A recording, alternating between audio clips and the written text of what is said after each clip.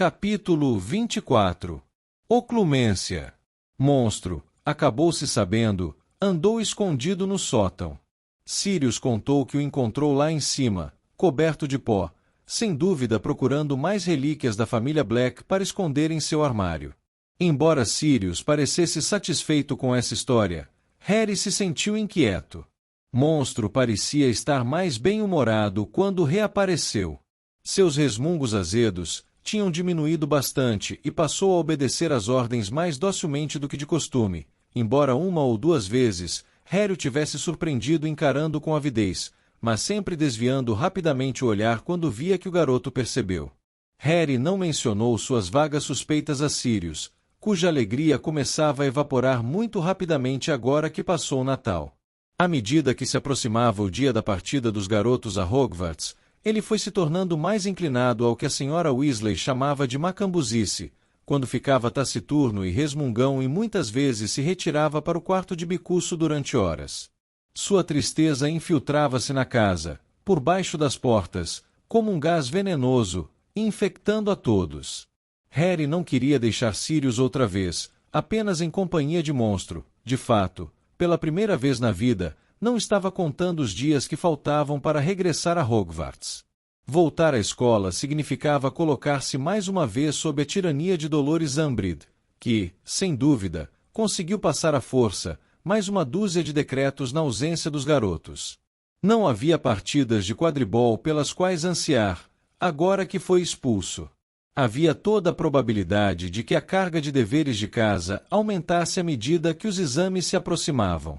E Dumbledore continuava distante como sempre.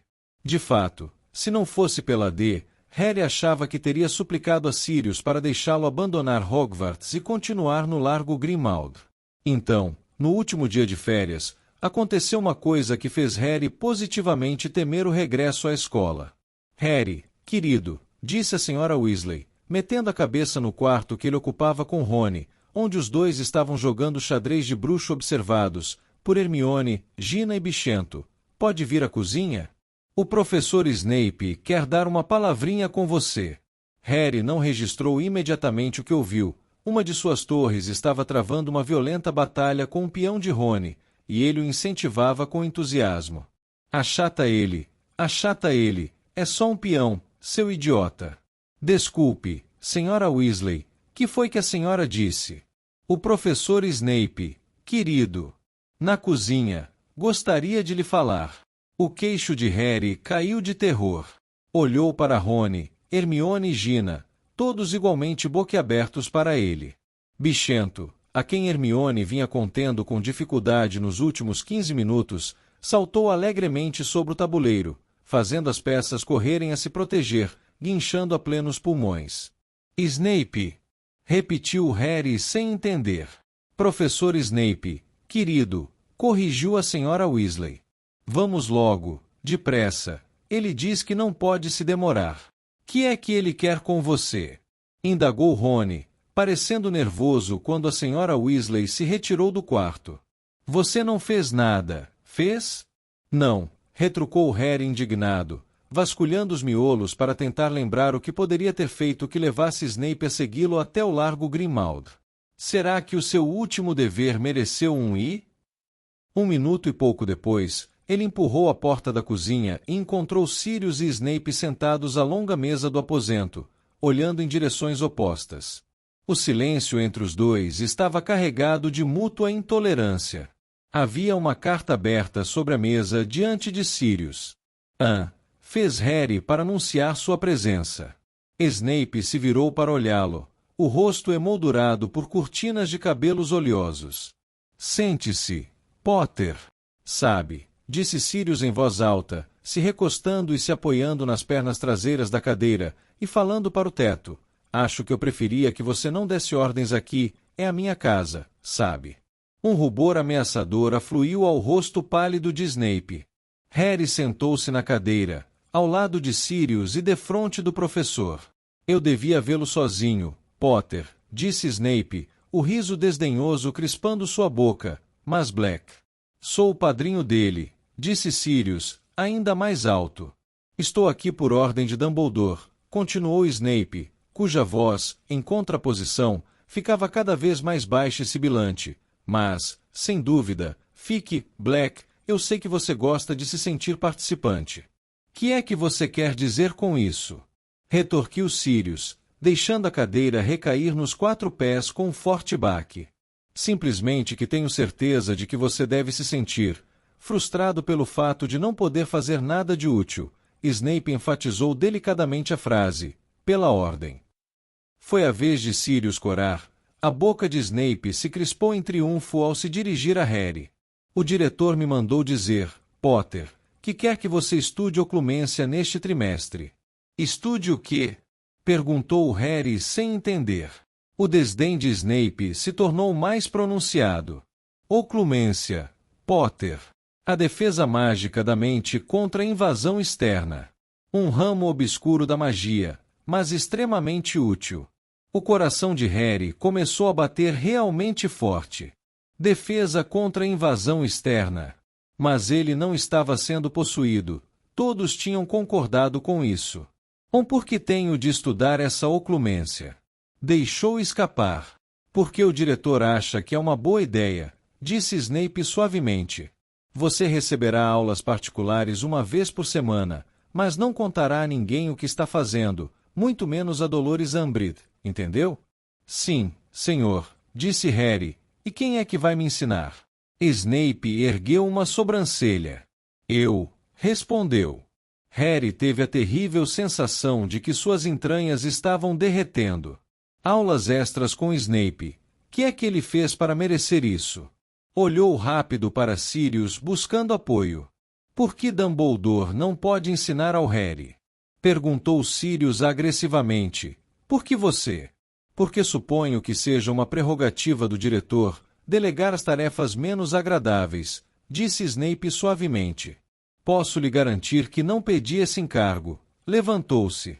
Espero você às 6 horas da tarde na segunda-feira, Potter, minha sala. Se alguém lhe perguntar, diga que está tomando aulas particulares de poções. Ninguém que tenha visto você em minhas aulas poderia negar que precisa de reforço. Ele se virou para ir embora, a capa preta de viagem se enfunando como uma cauda. Espere um momento, pediu Sirius, sentando-se mais reto na cadeira. Snape se virou para encarar os dois, desdenhoso. Estou com muita pressa, Black. Ao contrário de você, tenho um tempo limitado de lazer. Irei direto ao assunto. Então, falou Sirius ficando em pé. Era bem mais alto do que Snape, que, Harry reparou, fechou um punho no bolso da capa, segurando, sem dúvida, o punho da varinha. Se eu souber que você está usando essas aulas de oclumência para infernizar a vida de Harry, terá de acertar contas comigo. Que comovente, debochou Snape. Mas você com certeza já notou que Potter se parece muito com o pai dele, não é? Já, respondeu Sirius com orgulho.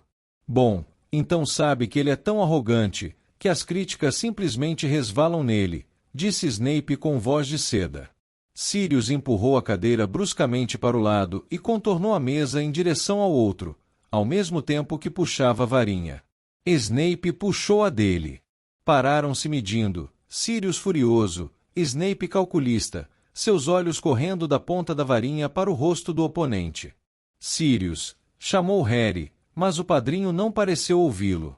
Eu lhe avisei, ranhoso, disse Sirius, seu rosto a menos de meio metro do de Snape. Não me interessa se Dumbledore acha que você se regenerou, eu sei que não. Então por que não diz isso a ele? Sussurrou Snape. Ou tem medo de que ele não leve a sério o conselho de um homem que está há 6 meses se escondendo na casa da mãe? Me diga, como anda Lúcio Malfoy ultimamente? Imagino que encantado com o fato do seu cachorrinho de estimação estar trabalhando em Hogwarts, não? Por falar em cachorros, disse Snape mansamente, você sabia que Lúcio Malfoy o reconheceu da última vez que arriscou uma escapulida? Ideia brilhante, Black. Deixar que o vissem em uma segura plataforma de trem. Arranjou uma desculpa irrefutável para nunca mais deixar o buraco em que se esconde, não? Sirius ergueu a varinha. Não, berrou Harry, pulando por cima da mesa para se interpor aos dois. Sirius, não, Você está me chamando de covarde? Berrou Sirius, tentando tirar Harry da frente, mas o garoto não se mexeu. Ora, suponho que sim. Harry, saia da frente, vociferou Sirius, empurrando-o para o lado com a mão livre. A porta da cozinha se abriu e toda a família Weasley, mais Hermione, entraram, todos parecendo muito felizes, trazendo um orgulhoso Sr. Weasley vestindo um pijama e por cima uma capa de chuva. Curado, anunciou animadamente para todos na cozinha. Completamente curado. Ele e os outros Weasley ficaram paralisados à porta, contemplando a cena na cozinha, também suspensa, em que Sirius e Snape olhavam para a porta, com as varinhas apontadas uma para a cara do outro, e Harry, imóvel entre os dois, tentando separá-los. Pelas barbas de Merlin, exclamou o Sr. Weasley, o sorriso desaparecendo do rosto. O que é que está acontecendo aqui? Sirius e Snape baixaram as varinhas. Harry olhou de um para outro. Ambos tinham no rosto uma expressão de extremo desprezo, contudo, a entrada repentina de tantas testemunhas pareceu tê-lo chamado à razão. Snape embolsou a varinha e atravessou a cozinha, passando pelos Weasleys sem fazer comentário. À porta, olhou para trás. 6 da tarde, segunda-feira, Potter. E foi-se embora. Sirius seguiu-o com um olhar mal-humorado, a varinha segura ao lado do corpo. O que é que estava acontecendo? Tornou a indagar o Sr. Weasley. Nada, Arthur, respondeu Sirius, ofegante como se tivesse acabado de correr uma longa distância. Só uma conversa amigável entre dois velhos amigos de escola. Aparentemente, com imenso esforço, ele sorriu. Então, está curado? Ótima notícia, realmente ótima. Não é? Disse a Sra. Weasley, conduzindo o marido até uma cadeira. Enfim o curandeiro Medvikik fez sua mágica, encontrou um antídoto para o que quer que fosse que a cobra tinha nas presas, e Arthur aprendeu a lição de não se meter com medicina de trouxas, não foi, querido? Acrescentou ela um tanto ameaçadoramente. Foi, Molly, querida, disse o Sr. Weasley, com humildade. A refeição daquela noite deveria ter sido muito alegre, com a volta do Sr. Weasley. Harry via que Sirius procurava fazer com que assim fosse, mas o padrinho não se esforçava para dar gargalhadas com as piadas de Fred e George, nem oferecia aos outros mais comida. Seu rosto se fechou numa expressão melancólica e reflexiva. Harry acabou separado dele por Mundungo e Olho Tonto, que tinham passado para dar os parabéns ao Sr. Weasley. Ele queria dizer a Sirius que não devia dar ouvidos a nada que Snape disse, que o colega estava instigando deliberadamente e que os outros não pensavam que o padrinho fosse um covarde, por obedecer a Dumbledore e ficar quieto no Largo Grimmauld. Mas não teve oportunidade, e vendo a expressão fechada no rosto de Sirius, Harry chegou a duvidar se teria se atrevido a dizer alguma coisa mesmo se tivesse tido oportunidade. Em vez disso, cochichou para Rony e Hermione sobre a ordem que recebeu, de tomar aulas de oclumência com Snape. Dumbledore quer evitar que você tenha aqueles sonhos com Voldemort, disse Hermione imediatamente. Bom, você não vai lamentar se não os tiver, vai? Aulas particulares com Snape? Exclamou Rony perplexo. Eu preferia ter os pesadelos. Os garotos deveriam regressar a Hogwarts, de noitebus andante, no dia seguinte, acompanhados mais uma vez por Tonks e Lupin, que já se achavam tomando café da manhã na cozinha quando Harry, Rony e Hermione desceram. Os adultos pareciam estar cochichando quando Harry abriu a porta. Todos olharam depressa e se calaram. Depois de um café da manhã apressado, eles vestiram os casacos e cachecóis para se proteger da gélida manhã de janeiro. Harry sentiu um aperto desagradável no peito. Não queria dizer adeus a Sirius.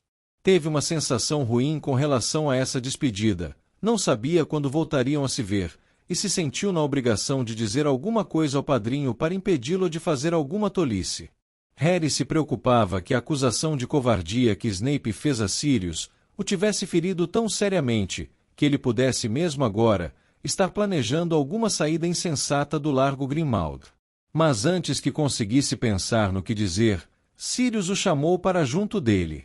Quero que você leve isto, disse baixinho, empurrando para Harry um embrulho mal feito com o tamanho aproximado de um livro. "O que é?" perguntou Harry. "Um modo de me avisar se Snape estiver infernizando sua vida." "Não, não abra aqui", disse Sirius, lançando um olhar preocupado à Sra. Weasley, que tentava persuadir os gêmeos a calçar luvas de tricô. "Duvido que Molly aprove, mas quero que você o use se precisar de mim, está bem?" "Ok", disse o garoto, guardando o embrulho no bolso interno do casaco, mas sabia que jamais usaria o que quer que fosse. Não seria ele, Harry, quem iria tirar Sirius do lugar em que estava seguro, por pior que Snape o tratasse nas futuras aulas de oclumência. "Vamos, então", disse Sirius, dando uma palmada no ombro do afilhado e sorrindo triste, e antes que Harry pudesse dizer mais alguma coisa, já haviam subido e parado à porta da frente, cheia de trancas, cercados pelos Weasley. "Adeus, Harry, cuide-se", disse a Sra. Weasley abraçando-o. "Até outro dia, Harry, e fique de olho nas cobras para mim", falou o Sr. Weasley, cordialmente apertando sua mão. "Certo", respondeu Harry, distraído. Era sua última chance de dizer a Sirius para ter cuidado. Ele se virou, encarou o padrinho e abriu a boca para falar. Mas, antes que o fizesse, Sirius estava lhe dando um breve abraço e dizendo com a voz rouca: "Cuide-se bem, Harry." No momento seguinte, o garoto se viu conduzido para o inverno gélido lá fora, com Tonks, hoje disfarçada de mulher alta e magra, da aristocracia rural, com cabelos grisalhos, apressando-o a descer os degraus. A porta do número 12 bateu às costas do último a sair. Eles acompanharam Lupin. Quando chegaram à calçada, Harry olhou para os lados. O número 12 foi encolhendo rapidamente, ao mesmo tempo que as casas laterais se ampliavam para o seu lado, fazendo-o desaparecer de vista. Uma piscadela de olhos depois, já não existia.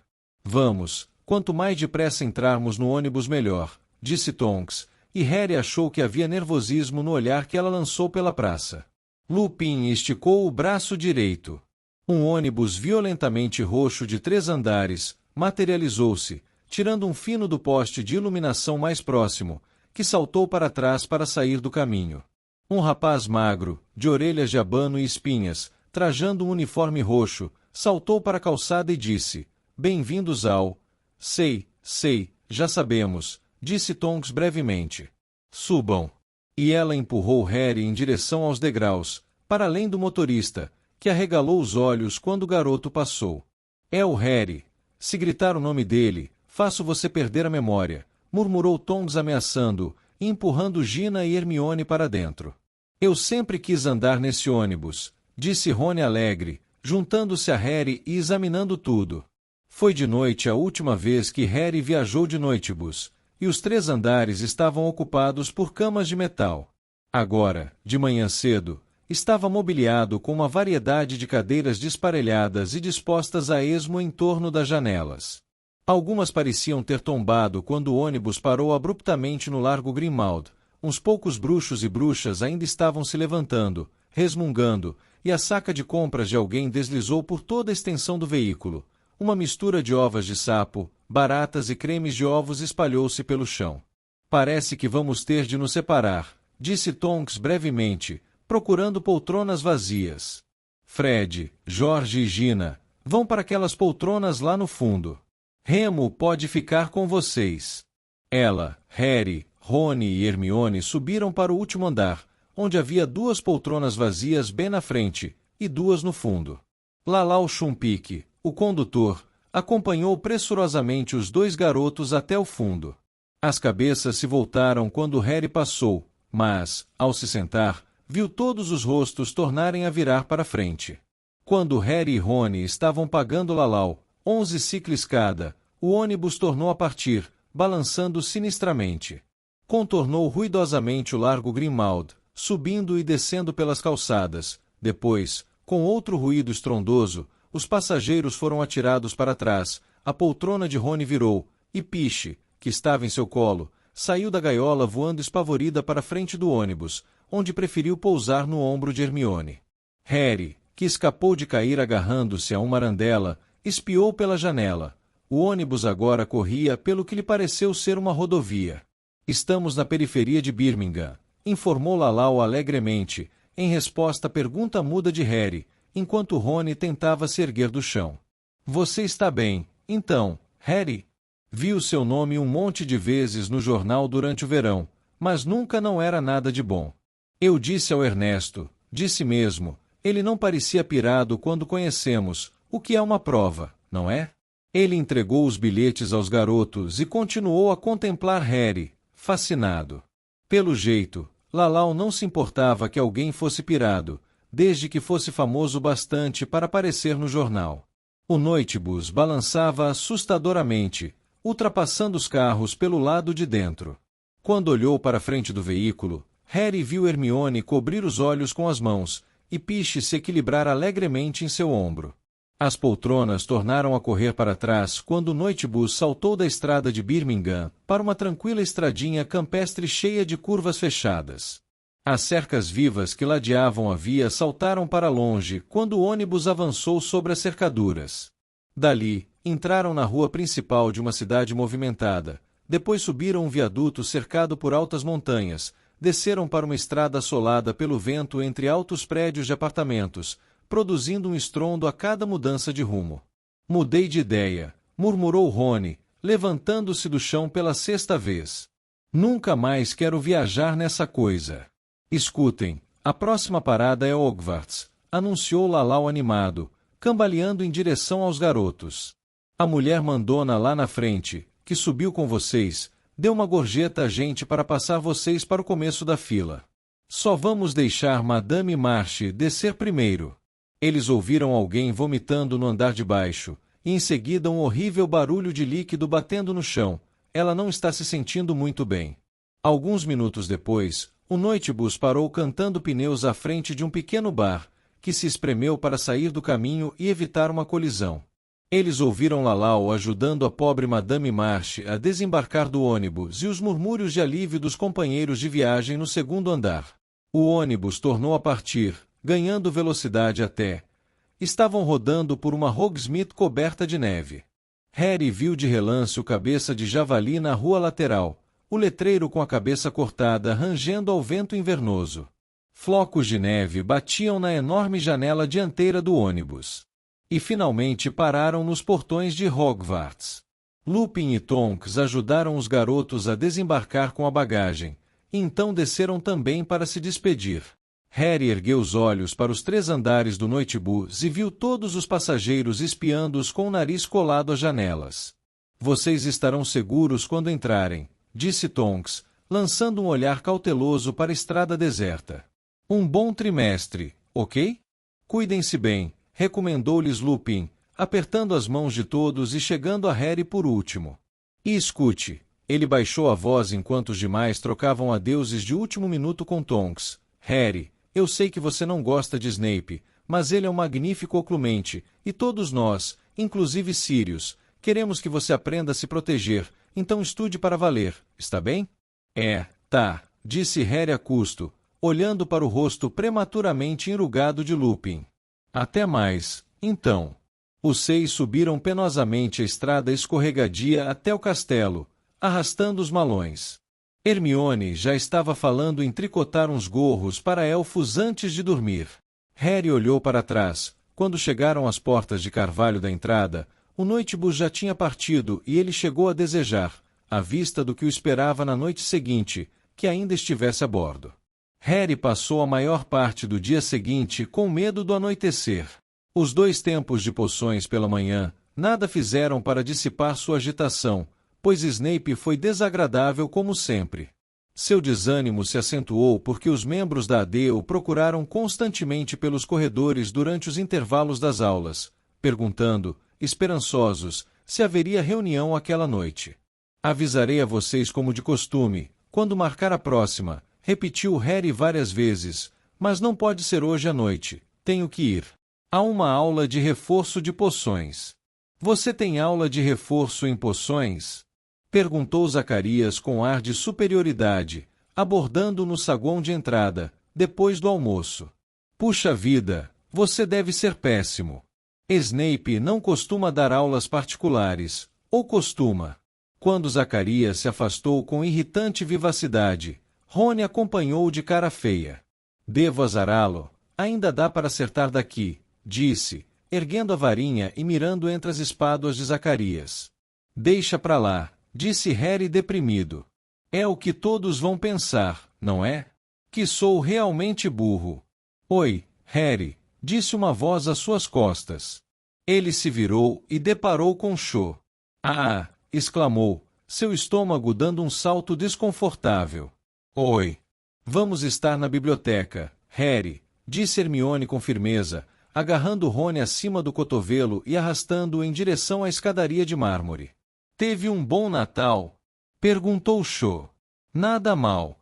O meu foi muito tranquilo. Por alguma razão, ela parecia um pouco encabulada. Tem outro passeio a Hogsmeade no mês que vem. Você viu o aviso? Que?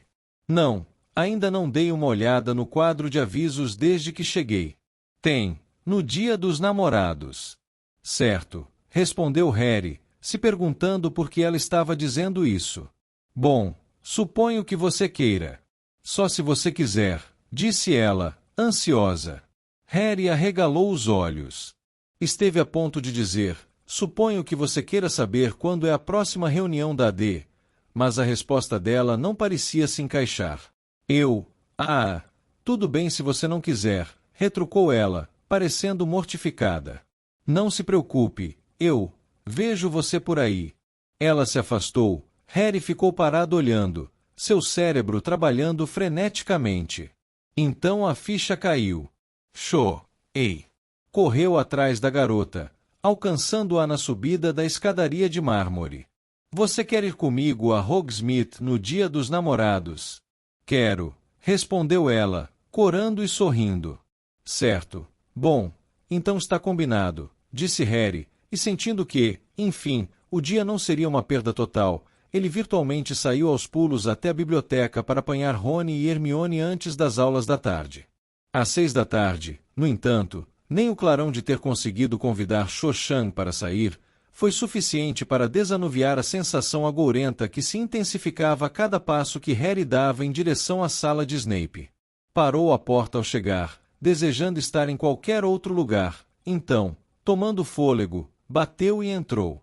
A sala sombria estava forrada de estantes ocupadas por centenas de frascos de vidro, em que flutuavam pedaços viscosos de plantas e bichos, em várias poções coloridas. A um canto, havia um armário cheio de ingredientes, o qual Snape certa vez acusou Harry, com razão, de assaltar. Mas a atenção do garoto foi atraída para a escrivaninha, onde uma bacia rasa, de pedra gravada com runas e símbolos, estava iluminada por um círculo de luz projetado por velas. Harry reconheceu na mesma hora.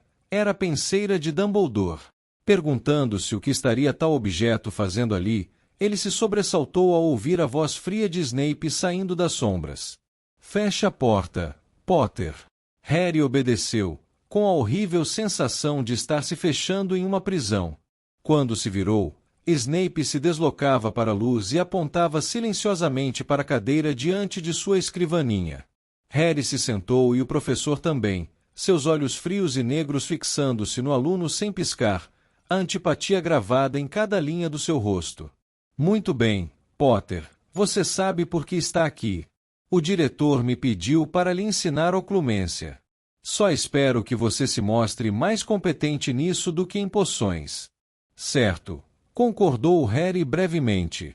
Esta aula talvez seja diferente, Potter, disse Snape, seus olhos se estreitando malevolamente, mas continuo sendo seu professor, e, portanto, você me chamará sempre de senhor ou de professor. Sim, senhor. Vamos à oclumência. Como eu lhe disse na cozinha do seu querido padrinho, este ramo da magia fecha a mente à intrusão e à influência mágicas. E por que o professor Dumbledore acha que eu preciso aprendê-la, professor? Perguntou Harry, encarando Snape diretamente nos olhos e imaginando se receberia uma resposta. Snape mirou-o por um momento e em seguida disse com a voz carregada de desprezo. Certamente até você poderia ter chegado à resposta sozinho, não, Potter?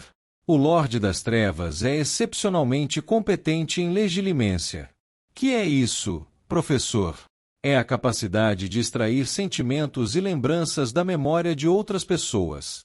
Ele é capaz de ler pensamentos? Perguntou depressa, seus piores receios se confirmando. Você não tem sutileza, Potter, comentou Snape, seus olhos negros cintilando. Você não entende distinções pouco perceptíveis. É um dos defeitos que o tornam um lamentável preparador de poções. Snape fez uma pausa, aparentemente para saborear o prazer de insultar Harry, antes de continuar. Somente os trouxas falam de ler mentes. A mente não é um livro que se abre quando se quer e se examina ao bel prazer. Os pensamentos não estão gravados no interior do crânio, para serem examinados por qualquer invasor. A mente é algo complexo e multistratificado, Potter, ou pelo menos a maioria das mentes é. Dê um sorrisinho. Mas é verdade que aqueles que dominam a legilimência são capazes, sob determinadas condições, de entrar nas mentes de suas vítimas e interpretar suas conclusões corretamente. O Lorde das Trevas, por exemplo, quase sempre sabe quando alguém está mentindo para ele. Somente os peritos em oclumência podem ocultar os sentimentos e lembranças que contradiriam a mentira, e conseguem dizer falsidades em sua presença sem serem apanhados. Snape podia dizer o que quisesse, mas, para Harry, legilimência parecia a leitura da mente, e a ideia não lhe agradava nem um pouco. Então ele poderia saber o que estamos pensando neste momento, professor? O Lorde das Trevas se encontra a uma considerável distância, e as paredes e terrenos de Hogwarts são guardados por muitos feitiços e encantamentos antigos, para garantir a segurança física e mental dos que vivem aqui. O tempo e o espaço contam na magia, Potter. O contato visual é muitas vezes essencial à legilimência. Bom, então, por que é que eu tenho de aprender oclumência? Snape encarou Harry, ao mesmo tempo que passava um dedo fino nos lábios. As regras normais não parecem se aplicar a você, Potter. A maldição que não conseguiu matá-lo parece ter forjado algum tipo de ligação entre você e o Lorde das Trevas.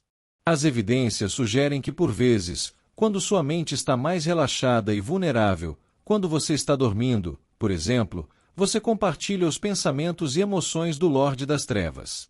O diretor acha que é desaconselhável que isto continue a acontecer, e quer que eu lhe ensine como fechar a mente ao Lorde das Trevas. O coração de Harry batia acelerado agora. Nada disso fazia sentido. Mas por que o professor Dumbledore quer fazer isto parar? Perguntou inesperadamente. Não gosto muito, mas tem sido útil, não? Quero dizer, eu vi a cobra atacar o Sr. Weasley, e se não tivesse visto, o professor Dumbledore não poderia ter salvado a vida dele. Poderia, professor? Snape encarou Harry durante uns minutos, ainda passando o dedo nos lábios. Quando tornou a falar, foi devagar e decididamente, como se pesasse cada palavra. Pelo que parece, o Lorde das Trevas não tinha tomado consciência dessa ligação entre você e ele, até muito recentemente.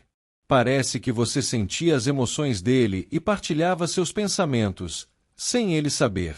Contudo, a visão que você teve pouco antes do Natal. A da cobra com o Sr. Weasley. Não me interrompa, Potter, disse Snape em tom ameaçador. Como eu ia dizendo, a visão que você teve pouco antes do Natal representou uma incursão tão poderosa nos pensamentos do Lorde das Trevas. Eu vi de dentro da cabeça da cobra, e não da dele. Acho que acabei de lhe dizer para não me interromper, não foi, Potter? Mas Harry não se importou que Snape estivesse aborrecido, pelo menos parecia estar chegando ao fundo dessa história. Sentou mais para frente na cadeira de modo que, sem perceber, estava encarrapitado na borda, tenso como se estivesse prestes a voar. Como é possível eu ter visto através dos olhos da cobra se são os pensamentos de Voldemort que estou partilhando? Não pronuncie o nome do Lorde das Trevas, ralhou Snape. Fez-se um silêncio desagradável. Os dois se encararam por cima da penseira. O professor Dumbledore diz o nome dele, contestou Harry calmamente. Dumbledore é um bruxo extremamente poderoso, murmurou Snape. Embora ele possa se sentir seguro em usar o nome, os demais. Ele esfregou o braço esquerdo, aparentemente sem perceber, no lugar em que Harry sabia que a marca negra estava gravada a fogo em sua pele. Eu só queria saber, recomeçou Harry, se esforçando para falar com polidez, por quê? Você parece ter visitado a mente da cobra, porque era onde o Lorde das Trevas estava naquele determinado momento, vociferou Snape. Estava possuindo a cobra na hora, então você sonhou que estava dentro dela, também. E ele percebeu que eu estava ali? Parece que sim, respondeu Snape tranquilo. Como é que sabe? Perguntou o garoto pressuroso. Essa é a suposição do professor Dumbledore ou... Já lhe pedi, disse Snape, impertigado na cadeira, os olhos apertados, para me chamar de senhor. Sim, senhor, disse Harry impaciente, mas como é que o senhor sabe? É suficiente que nós saibamos, disse Snape cortando a conversa. O importante é que o Lorde das Trevas agora tem consciência de que você está conseguindo ter acesso aos seus pensamentos e emoções. Ele também deduziu que o processo provavelmente pode ser invertido, ou seja, percebeu que talvez possa acessar os seus pensamentos e emoções. E ele poderia tentar me levar a fazer coisas. Perguntou Harry. Professor? Acrescentou precipitadamente. Poderia, respondeu Snape, em tom aparentemente frio e desinteressado. O que nos traz de volta à oclumência. Snape puxou a varinha do bolso interno das vestes, e Harry se enrijeceu na cadeira, mas o professor meramente ergueu e apontou para a raiz dos seus cabelos oleosos. Quando a retirou, escorreu uma substância prateada da têmpora, para a varinha, como um grosso fio de teia de aranha, que se partiu quando ele a afastou, e caiu graciosamente na penseira, onde girou branco-prateada, nem gasosa nem líquida. Mais 2 vezes, Snape levou a varinha à têmpora e depositou a substância prateada na bacia de pedra. Depois, sem oferecer nenhuma explicação para os seus gestos, apanhou a penseira com cuidado, removeu para uma prateleira fora do caminho, e voltou a encarar Harry com a varinha em posição. Levante-se e apanhe sua varinha, Potter. Harry obedeceu, se sentindo nervoso. Os dois se encararam por cima da escrivaninha. Você pode usar sua varinha para tentar me desarmar, ou para se defender de qualquer outra maneira que consiga pensar. E o que é que o senhor vai fazer? Perguntou Harry, acompanhando a varinha de Snape com os olhos, apreensivo. Vou tentar entrar na sua mente, disse Snape mansamente. Vamos ver até que ponto você resiste. Me disseram que você já demonstrou aptidão para resistir à maldição impérios. Você vai descobrir que precisará de poderes semelhantes para resistir. Em guarda, agora, legilimens. Snape atacou antes de Harry se aprontar, antes mesmo que tivesse começado a recorrer a qualquer força para resistir. A sala flutuou diante dos seus olhos e desapareceu. Imagem após imagem perpassou sua mente em alta velocidade como um filme de cinema mudo, tão vívido que o cegava para o ambiente ao redor. Tinha 5 anos, e observava Duda andar na nova bicicleta vermelha, e seu peito explodia de inveja. Tinha 9 anos, e Estripador, o bulldog, acuavam em uma árvore, e os Dursley riam muito embaixo, no jardim. Estava sentado e tinha na cabeça o chapéu seletor, que lhe dizia que poderia ter êxito na Sonserina. Hermione estava deitada na ala hospitalar, o rosto coberto por grossos pelos negros. 100 dementadores avançavam contra ele à margem do lago escuro. Cho Chang se aproximava dele embaixo do ramo de visgo. Não, disse uma voz na cabeça de Harry, quando a lembrança de Cho se tornou mais nítida. Você não está assistindo a isto, é uma lembrança íntima. Sentiu uma dor aguda no joelho. A sala de Snape reapareceu e ele se viu caído no chão. Um dos joelhos bateu dolorosamente na perna da escrivaninha do professor. Ele ergueu os olhos para Snape, que baixava a varinha e esfregava o punho. Havia um feio vergão ali, como uma marca de queimadura. Você teve intenção de produzir uma azaração ferreteante? Perguntou Snape calmamente. Não, respondeu Harry com rancor, erguendo-se do chão. Achei que não, retorquiu Snape com desprezo. Você me deixou penetrar longe demais, perdeu o controle. O senhor viu tudo o que eu vi? Perguntou Harry, inseguro se queria ouvir a resposta. Vislumbres, disse Snape, crispando os lábios. A quem pertencia o cachorro? A minha tia Guida, murmurou Harry, odiando Snape. Bom, para uma primeira tentativa, não foi tão ruim quanto poderia ter sido, disse o professor, erguendo novamente a varinha. Você conseguiu finalmente me paralisar, embora tenha desperdiçado tempo e energia gritando. Precisa se manter concentrado. Me repila com seu cérebro e não precisará recorrer à varinha. Estou tentando, disse Harry zangado, mas o senhor não está me dizendo como fazer. Tenha modos, Potter, disse Snape ameaçador.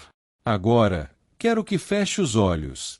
O garoto lançou-lhe um olhar zangado antes de obedecer. Não lhe agradava a ideia de ficar parado ali, de olhos fechados, enquanto Snape o encarava, segurando uma varinha. Esvazie sua mente, Potter, disse a voz fria de Snape. Ponha de lado toda a emoção. Mas a raiva de Harry contra Snape continuava a pulsar em suas veias como veneno. Ponha de lado toda a emoção. Era mais fácil pôr de lado as pernas. Você não está obedecendo, Potter. Vai precisar de mais disciplina. Concentre-se, agora. Harry tentou esvaziar a mente. Tentou não pensar, nem lembrar, nem sentir. Vamos outra vez. Quando eu contar 3, 1, 2, 3. Legilimens. Um enorme dragão negro se empinou diante dele. Seu pai e sua mãe lhe acenaram do espelho encantado. Cedrico Diggory caía no chão de olhos vidrados olhando para ele. Não. Harry estava mais uma vez de joelhos, o rosto nas mãos, o cérebro doendo como se alguém estivesse tentando arrancá-lo do crânio. Levante-se, mandou Snape com rispidez. Levante-se, você não está tentando, não está fazendo esforço algum. Está me deixando acessar lembranças de que tem medo, está me dando armas. Harry tornou a se levantar, seu coração batendo descontrolado como se tivesse realmente acabado de ver Cedrico morto no cemitério. Snape estava mais pálido do que o normal, e mais zangado, embora não tão zangado quanto Harry. Eu estou me esforçando, disse entre os dentes. Eu mandei se esvaziar de emoções. Bom, estou achando difícil neste momento, vociferou Harry. Então vai descobrir que será uma presa fácil para o Lorde das Trevas, disse Snape com selvageria. Tolos que têm orgulho em mostrar seus sentimentos, que não sabem controlar suas emoções, que chafurdam em lembranças tristes e se deixam provocar com tanta facilidade. Em outras palavras, gente fraca, não tem a menor chance contra os poderes dele. Ele entrará em sua mente com uma facilidade absurda, Potter. Eu não sou fraco, disse Harry em voz baixa, a fúria agora perpassando de tal modo, que achou que poderia atacar Snape dali a pouco. Então prove, domine-se, falou Snape com violência. Controle sua raiva, discipline sua mente. Vamos tentar outra vez. Preparar, agora. Legilimens. Ele observava o tio Walter pregar a fenda que havia na porta para cartas. 100 dementadores atravessavam o lago da escola em sua direção. Ele estava correndo por uma passagem sem janelas com o Sr. Weasley. Se aproximaram da porta preta e simples no fim do corredor. Harry esperava que entrassem, mas o Sr. Weasley o desviou para a esquerda. Desceram um lance de escadas de pedra. Eu sei, estava novamente agachado no chão da sala de Snape, a cicatriz formigando incomodamente, mas a voz que saía de sua boca era triunfante. Ele se levantou e deparou com Snape encarando, de varinha levantada. Parecia que, desta vez, Snape suspendeu o feitiço antes mesmo de Harry sequer tentar repeli-lo. O que aconteceu então, Potter? Perguntou, observando o garoto atentamente. Eu vi, me lembrei, ofegou Harry. Acabei de perceber. Perceber o quê? Perguntou Snape asperamente. Harry não respondeu imediatamente. Ainda estava saboreando o momento da ofuscante percepção enquanto esfregava a testa. Andava sonhando havia meses com um corredor sem janelas, que terminava em uma porta trancada, sem se dar conta de que era um lugar real. Agora, revivendo lembranças, entendeu que o tempo todo, esteve sonhando com o corredor pelo qual correu com o Sr. Weasley no dia 12 de agosto, quando se dirigiam apressados para os tribunais do Ministério. Era o corredor que levava ao Departamento de Mistérios, e era onde o Sr. Weasley estava na noite em que a cobra de Voldemort o atacou. Ele ergueu a cabeça para Snape. Que é que tem no Departamento de Mistérios? Que foi que você disse? Perguntou Snape em voz baixa, e Harry viu, com profunda satisfação, que Snape ficou assustado. Eu perguntei o que é que tem no Departamento de Mistérios, professor? Repetiu Harry. E por quê? Perguntou Snape lentamente. Você perguntaria isso? Por quê? Disse Harry observando-o atentamente para ver sua reação. Aquele corredor que acabei de ver, com que estou sonhando há meses, eu acabei de reconhecê-lo. Leva ao Departamento de Mistérios. E acho que Voldemort quer alguma coisa de... Já lhe disse para não pronunciar o nome do Lorde das Trevas. Os dois se encararam. A cicatriz de Harry tornou a queimar, mas ele não ligou. Snape parecia agitado, mas quando falou foi como se estivesse tentando aparentar calma e indiferença. Há muitas coisas no Departamento de Mistérios, Potter, poucas das quais você entenderia e nenhuma das quais é da sua conta. Estou sendo claro. Está, respondeu Harry, ainda esfregando a cicatriz que doía cada vez mais. Quero você aqui à mesma hora na quarta-feira. Continuaremos a trabalhar então. Ótimo, disse Harry. Ele estava desesperado para sair da sala de Snape e se reunir a Rony e Hermione. Você deve esvaziar sua mente de toda emoção antes de dormir. A esvazie, deixe-a limpa e calma. Compreendeu? Sim, assentiu Harry, pouco atento. E fique avisado, Potter. Eu saberei se você não praticou. Certo, murmurou. E apanhando a mochila, a atirou sobre o ombro e correu para a porta da sala. Ao abri-la, virou-se para olhar Snape, que estava de costas e retirava os pensamentos da penseira com a ponta da varinha, repondo-os cuidadosamente na própria cabeça. Harry saiu sem dizer nada, fechando a porta cuidadosamente ao passar, a cicatriz ainda latejando dolorosamente.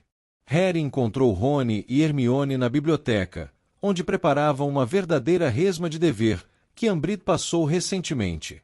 Outros alunos, quase todos do quinto ano, estavam sentados às mesas próximas, iluminadas por abajures, com o nariz grudado nos livros, as penas arranhando o papel febrilmente, enquanto o céu emoldurado pelas janelas de caixilhos escurecia sempre mais.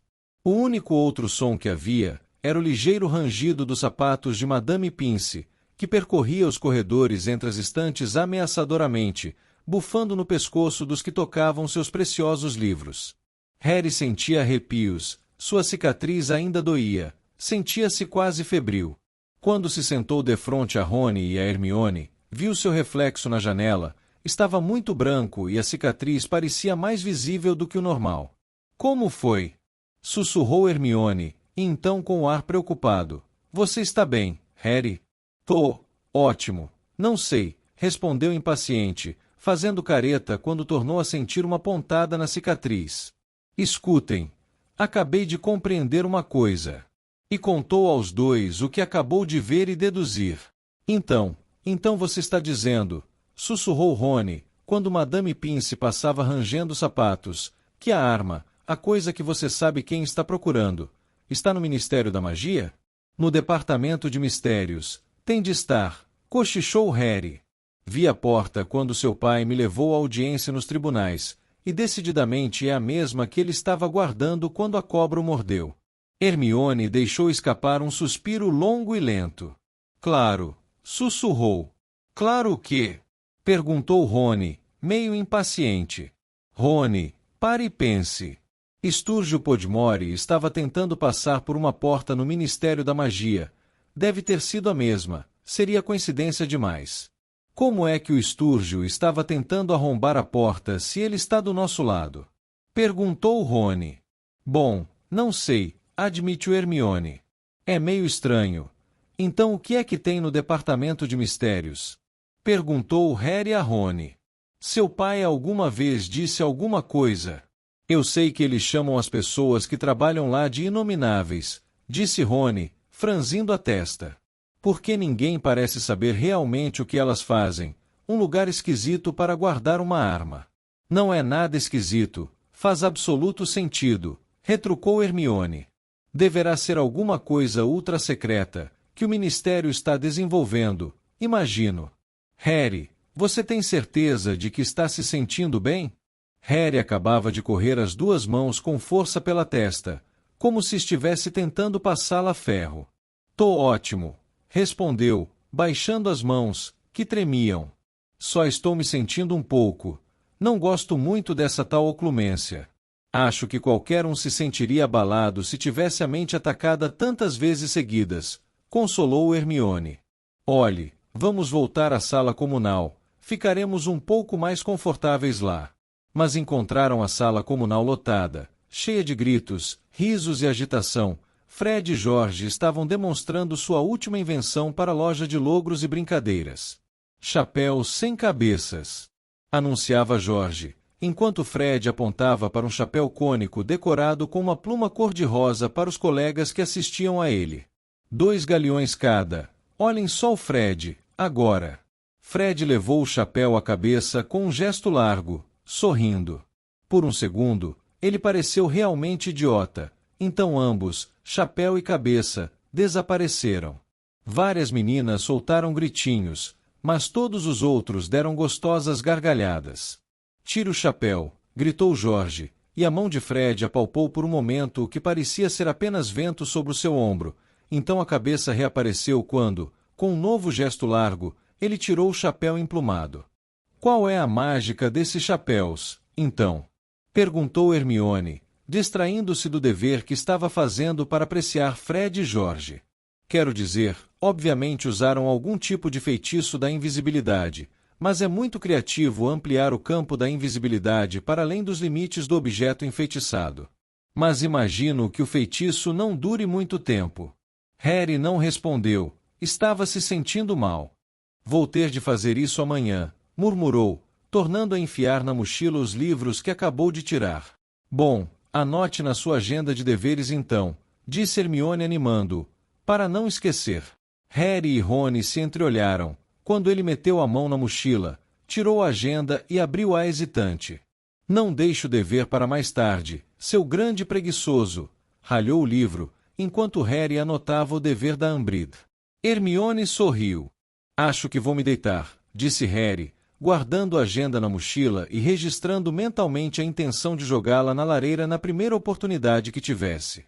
Atravessou então a sala comunal, fugindo de George, que tentava colocar nele o chapéu sem cabeça, e alcançou a paz e o frescor da escada de pedra para o dormitório dos meninos. Sentiu-se novamente mal, como no dia em que teve a visão da cobra, mas achou que se pudesse deitar um pouco, melhoraria. Abriu a porta do dormitório e deu apenas um passo para dentro, quando sentiu uma dor tão forte que parecia que alguém cortava fora o topo de sua cabeça. Não sabia onde estava, se em pé ou deitado, nem sequer sabia o próprio nome. Uma gargalhada maníaca ecoava em seus ouvidos. Fazia muito tempo que ele não se sentia tão feliz, jubiloso, estático, triunfante. Uma coisa muito maravilhosa aconteceu. Harry, Harry! Alguém lhe dava tapas no rosto. A gargalhada demente foi pontuada com um grito de dor. A felicidade estava se esvaindo, mas a gargalhada continuava. Ele abriu os olhos, e ao fazê-lo, tomou consciência de que a gargalhada alucinada saía de sua própria boca. No instante em que percebeu isso, ela cessou. Harry estava caído no chão, arquejante, olhando para o teto, sua cicatriz latejando barbaramente. Rony se curvava para ele, parecendo muito preocupado. O que aconteceu? Perguntou. Eu, não sei, ofegou Harry, sentando-se. Ele está realmente feliz. Você sabe quem? Alguma coisa boa aconteceu, balbuciou Harry. E tremia tanto quanto depois de ver a cobra atacar o Sr. Weasley, além de sentir-se muito enjoado. Alguma coisa que ele esperava que acontecesse. As palavras foram saindo de sua boca, exatamente como aconteceu no vestiário da Grifinória, como se um estranho falasse através dele. Contudo, Harry sabia que eram verdadeiras. Ele inspirou profundamente várias vezes, desejando não vomitar em cima de Rony. Ficou satisfeito que desta vez Dino e Simas não estivessem ali para presenciar. Hermione me mandou vir ver como você estava, disse Rony em voz baixa, ajudando o amigo a se levantar. Diz que suas defesas deviam estar muito baixas neste momento, depois do Snape ter mexido com a sua mente. Ainda assim, suponho que vai ser útil a longo prazo, não? Ele olhou para Harry com ar de dúvida enquanto o ajudava a alcançar a cama.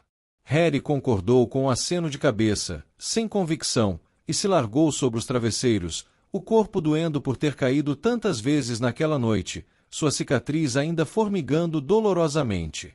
Não pôde deixar de sentir que a sua primeira incursão em oclumência enfraqueceu a resistência de sua mente, ao invés de fortalecê-la, e se perguntou, extremamente agitado, o que deixou Lord Voldemort na maior felicidade dos últimos 14 anos.